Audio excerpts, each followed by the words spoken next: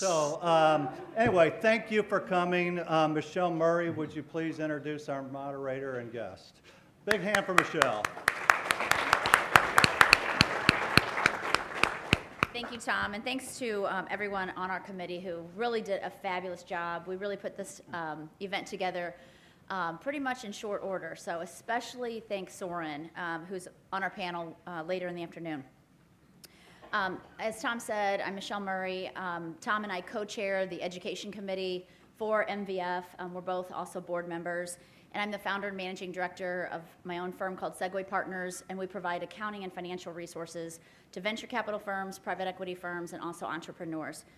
But panel A today, between 2 and 2:50, we're going to talk about starting a company from Lightbulb idea to a viable company. Where do you even get started?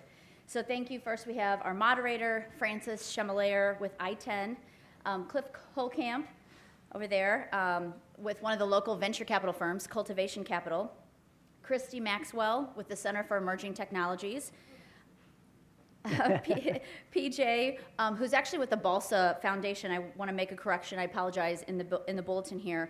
The Balsa Foundation actually helps with starting ideas with entrepreneurs, providing them a road map, and they also actually provide cash grants. So thank you, PJ. And the fans in the crowd.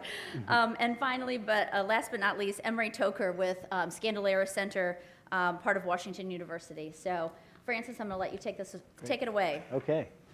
All right. Thank you, Michelle. Thank you, Tom. Everybody hear us okay in the audience there? Thumbs up. All right. Great to see some new faces here. Great to see the crowd.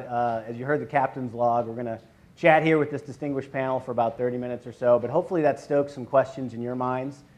This program is really about you and your entrepreneurial journey.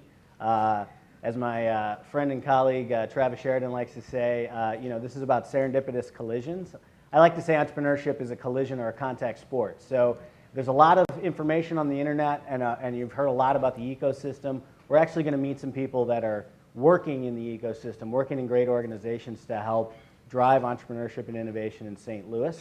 So this is an interesting opportunity for you guys to ask them some general questions. We're going to chat for a little bit with this group, and hopefully it sparks some conversation for you guys later as well. So, guys, thanks for being here. If I could start, and maybe Emery, I'll start with you a little bit. If you guys, can talk a little bit.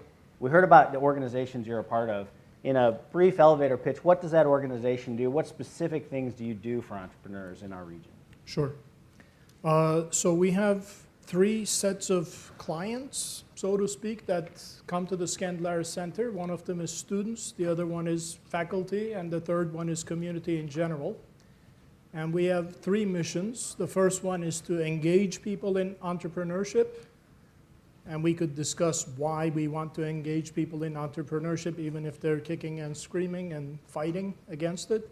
Then we provide venture-specific practical training through a series of business plan competitions that one can choose from, different flavors of business plan competitions, some of them open to the community. And then the third mission is to launch, to provide funding to those innovators and innovations that make it through this funnel that we have set up.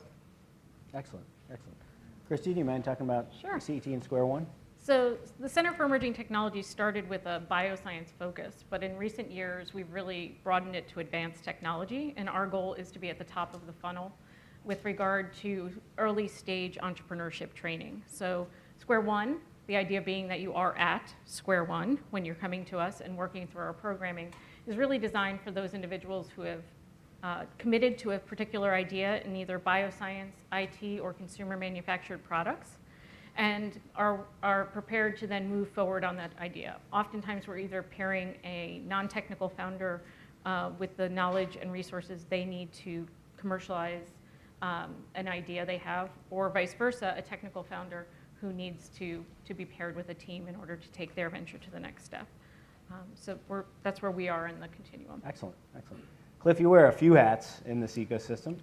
You're a professor of entrepreneurship over at WashU, but you're also a co-founder and general partner of Cultivation Capital. Maybe start there. What is Cultivation Capital? What's the focus there of that Sure. venture capital firm?